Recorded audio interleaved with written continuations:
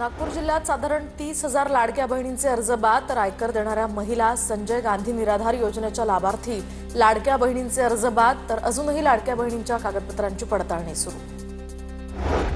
जालना जिल्ह्यातील 57,000 महिलांचे लाडकी बहीण योजनेतले अर्ज बाद तर आयकर विभागाच्या छाननीनंतर अर्ज बाद तसंच सप्टेंबर महिन्यापासून अर्ज नोंदणी सुद्धा बंद। छत्रपती संभाजीनगरमध्ये 1.5 कोटींच्या खंडणीसाठी 11 वर्षीय मुलीच्या अपहरणाचा प्रयत्न, नागरिक आणि मुलीच्या प्रसंगावधानामुळे अपहरणाचा हा डाव उधळला। अंबड तालुक्यातल्या 2 आरोपींना अटक। बुलढाण्याच्या मोताळा तालुक्यातल्या जयपूर गावातील अवैध सावकार संदीप देशमुख यांच्या घरी छापा तर अवैध सावकाराच्या घरातनं कोरे स्टॅम्प्स, धनादेश, मोबाईल यासह इतर साहित्य जप्त। सहाय्यक निबंधक यांच्या पथकाकडनं हा छापा। रत्नागिरीमध्ये ग्रामपंचायतींसाठीच्या निधी वाटपावरून महायुतीमध्ये खदखद तर भाजपचे नेते विनय नातू यांच्याकडनं नाराजी व्यक्त। कंत्राटदारांच्या भल्यासाठी राजापूर आणि रत्नागिरी मतदारसंघात 50 कोटींचा निधी देण्यात आल्याचा आरोप।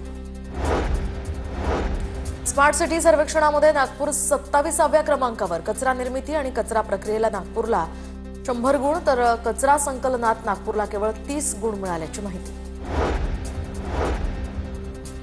बीडच्या आष्टीमध्ये 5 वर्षांनंतर प्रथमच पुन्हा एसटी सुरू। चिंचाळा ग्रामस्थांकडून वाहक आणि चालकांचे पाय धुवून केले अनोखे स्वागत। फटाके फोडत पेढे वाटत लालपरीचं जंगी स्वागत।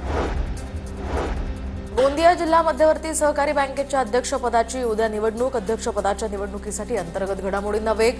भाजप आणि राष्ट्रवादी काँग्रेसच्या नेत्यांची एकत्र बैठक होणार।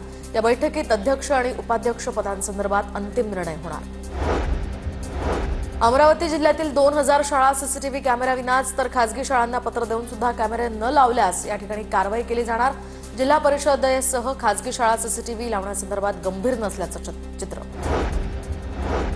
नागपूर शहर आणि जिल्ह्यामध्ये 6 महिन्यांमध्ये 51 हत्येच्या घटना। पोलिसांकडून हत्येच्या प्रत्येक घटनेचा उलगडा। पोलिसांनी 160 आरोपींना ठोकल्या बेड्या। नांदेड जिल्ह्यातील देगलूर आणि बिलोली या तालुक्यांमध्ये हजारो शेतकऱ्यांना बोगस बियाण्यांचा फटका। शेतकऱ्यांवर सध्या दुबार पेरणीचं संकट। बोगस बियाणं विक्रेत्यांवर कारवाईचीही मागणी।